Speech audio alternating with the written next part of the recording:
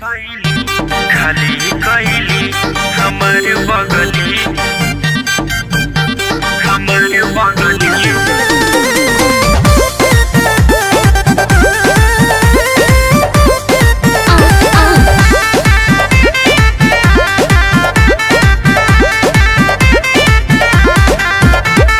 बोला तो खुरमा खे आई पकिना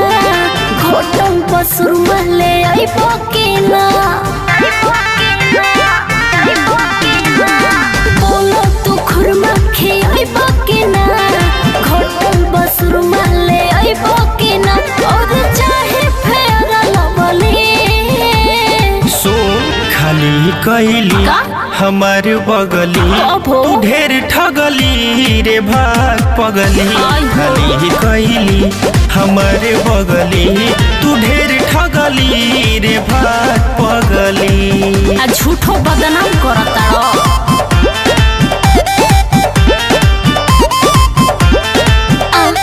म्यूजिक बाय विकास रौशन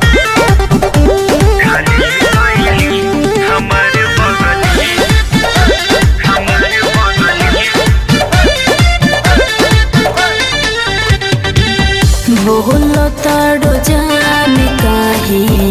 तू खिसियाई के तोहरे चलते पैनी हम मोहताज पहाई पाई के का कहे रे बोलो ताड़ो जान काहे तू खिसियाई के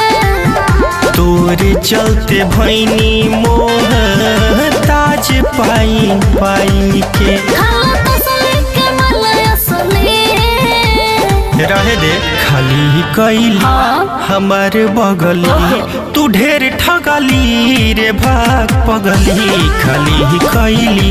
हमार बगली तू ढेर ठगली रे भाग पगली अब सकी है मत अजीब का फ्री में मिली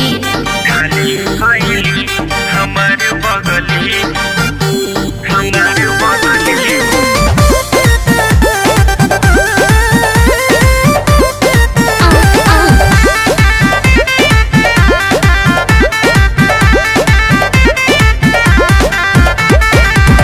कहो तो देखा दी तरुण के फार के करेज के तोरा नियन लाभर दादा खा जाई बेच के अरे अब का घरों बेची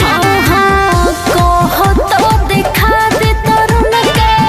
फार के करेज के तोरा नियन लाभर दादा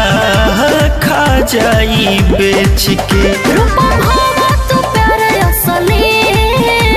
हाँ ना खाली कैली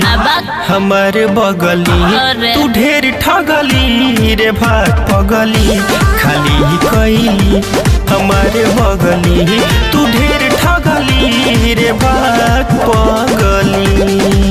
अब का जान लेबे दे दो।